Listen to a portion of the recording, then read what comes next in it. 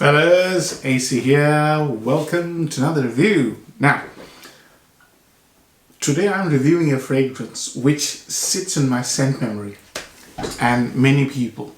Acqua Di Gio. Acqua Di Gio is one of the most legendary fragrances out there. I'm going to review Acqua Di Gio Eau de Parfum. Now, there have been many flankers to Acqua Di Gio, but Acqua Di Gio Senza is probably the most revered and loved. I also like it, or liked it, because it's very hard to get hold of. I loved Acqua Di Gio, but what has happened recently, especially because it's been so hot today, that I've fallen in love with this fragrance. Absolutely love it. Acqua Di Gio Eau de Parfum really stunned me. Okay, so I've got a dry down. I've had this dry down for about 14 hours. This fragrance has amazing longevity. So let me start with a gentle spray. One tiny spray has lasted all day, 14 hours. So, Acqua Di Gio, wow. Acqua Di Gio, my introduction to Acqua Di Gio, it came out in 1996. My introduction to Acqua Di Gio, I've told this story many times, is early morning tube into London, getting up the escalator, and the wind used to sweep through the entrance into the platform. And all I could smell was Acqua Di Gio. It was the most popular fragrance in the late 90s, early 2000s for office days in summer. That's my memory of Acqua Di Gio. Acqua Di Gio is one of the most professional and profoundly well-made fragrances. The perfumer is Alberto Morillas. Alberto Morillas and Armani, excuse me if I'm not wrong. And Alberto Morillas' career took off after he created Acqua Di Gio, and Armani as well. Armani is better known for Hugo Boss bottle because her career just took off. But that was time, 96, 97, when these fragrances were coming out, you know. Acqua Di Gio, Hugo Boss bottled and stuff like that. They were just very different fragrances. This is the smell of the early 2000s. And I love it. This is my scent memory. I love it. It has very pleasant memories for me. So, how does it start off? So when you spray this is the most beautiful part of Acqua Di Gio. It is early morning sunshine kind of a smell. You spray this and you get a blast of very sunny and herbal, fruity, mossy green, aquatic smell. It is the most mind-boggling opening, you know. And this aquatic smell is not fishy or ozonic, which I don't like at all. That's why the whole of the Bulgari Aqua, apart from Amara, is out of bounds for me. I never liked that smell. The ozonic, fishy smell, not my thing. I love going to seaside towns, but that smell on my body as a fragrance, I don't like it. But this one has this beautiful ozonic, not ozonic, beautiful atmospheric azure blue sea, which is just relaxing and chilling. That's the smell. And what is it? What does that? It's a compound called cologne. And cologne has been used in myriad fragrances. The most notable one, to my mind, is Cool Water by Creed. Creed created this amazing grassy, mossy, green, amazing scent. And Creed's Greenish Tweed, I should say, and the cologne of Cool Water, David of Cool Water, they use that cologne to great advantage. And Acqua Di Gio wasn't far behind. They started using cologne as well, and this beautiful, beautiful, beautiful smell of aldehydic, sunny citrus combined with beautiful, beautiful sort of herbal mossiness, green mossiness is what the smell of Acqua Di Gio. I'm a massive fan of this smell. I've never owned a full bottle of Acqua Di Gio, funnily, because I've smelled it everywhere. But I like the smell of Acqua Di Gio. So, anyways, that'll change, I think, because this Eau de Parfum has really impressed me. Now, once that smell, you know, sort of, it's a very slow moving fragrance. So this is the smell of the main smell of the fragrance, right?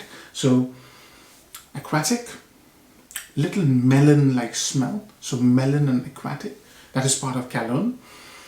Little floral, little herbal, slight green mossiness. That's the main DNA of the scent. That's the basic structure of the scent. That smell is basically accompanied with another smell which is making a lot of impression on me, and that's the green sage smell. It is completely embellished, clean herbal smell. It's not natural sage, it is synthetic sage, which I first encountered in Hermes H24 EDT, which I didn't like much, that fragrance. I haven't reviewed it, but I did a collaboration with Dan from Mr. Smelly, and I did not like that fragrance at all. It didn't leave an impression on me. But that sage, I remember that sage. That sage has been used here. And also the citrus, which stays for a very long time, and it's green mandarin. This fragrance is, this EDP is very impressive. It really is. And that sage combined with the cologne smell I talked about is accompanied with some mineral saltiness. And this fragrance stays throughout sunny, throughout herbal, throughout uplifting. That's why probably it is one of the most well-liked office scent. It's one of the most uplifting scents. If it's a sunny day and you work in a white-collar job or in a very formal environment, Acqua Di Gio will not fail you. So let's talk about pros and cons. Number one pro, this whole thing about aquatics, there's so many aquatics. It's a very successful line, if you like. Aquatics are fresh, clean, modern, they get you compliments, they can be worn anywhere as long as it's sunny and bright and warm, right? This thing, this Acqua Di Gio Aquatic is very special because it takes all the facets of cologne and amplifies them. So it's not only aquatic, it's also mossy green, it also has a smell of melon, it also has citruses, it has saltiness, it has little floral aspects, and the most important, the most impressive thing is it's incredibly sunny. It's beautiful. I really enjoyed this. I enjoyed this more than Profondo. So there are 3 or 4 Acqua Di Gios. Let's talk about that before we go into the second positive. So there is Acqua Di Gio Original EDT, which I haven't reviewed. There is Profumo. There is Absolute, which I've reviewed, both of them. Profumo is probably my oldest review. It's number 4 and number 5 of all the reviews I've done. So that's a very old review of mine. Absolute, I've recently reviewed. I did a comparison video between Absolute and Rasasi Havas. That's also this amazing shower gel-like aquatic vibe with fruitiness in it. That's a very nice fragrance as well. And then obviously this Eau de Parfum. And the Parfum is out as well. So I'm going to review the Parfum very soon. I have to go and get a sample first. But this whole line is quite a valuable line. It gives you many different facets to the aquatic smell. So the second upside of Acqua Di Gio is got to be the price point. I've checked the prices today. It comes in many bottle sizes. I think 50 ml, 125 ml.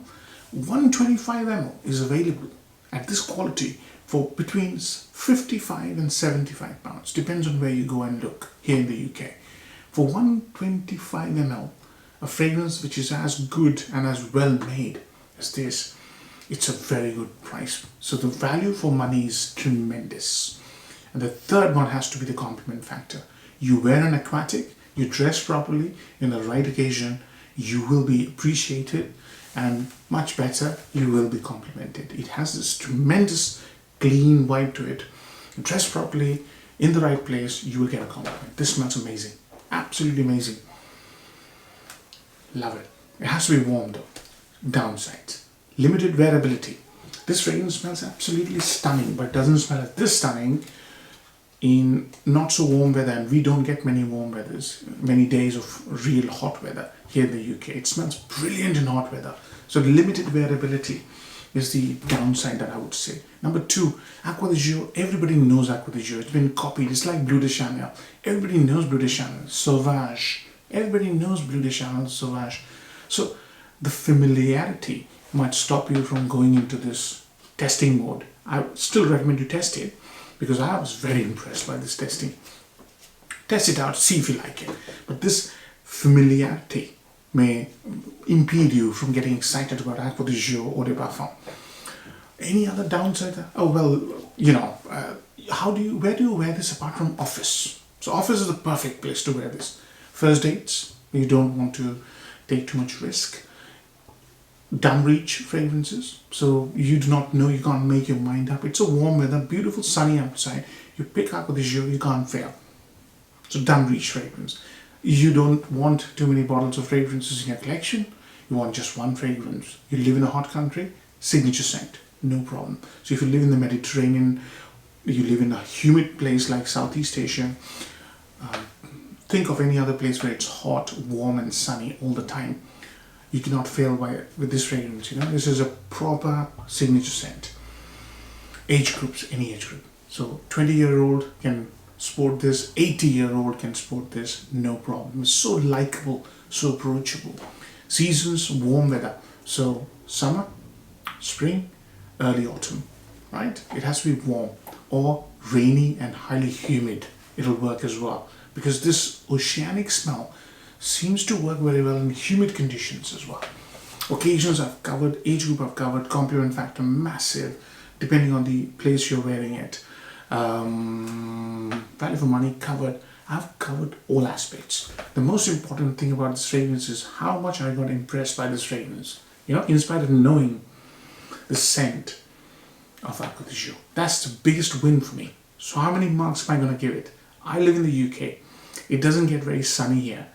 There are limited opportunities to wear this fragrance. That's why I'm going to give it a 7. If I was living in a hot country, I would have given it an 8. So 7 out of 10. Hope you enjoy the review, fellas. Take care. Bye-bye.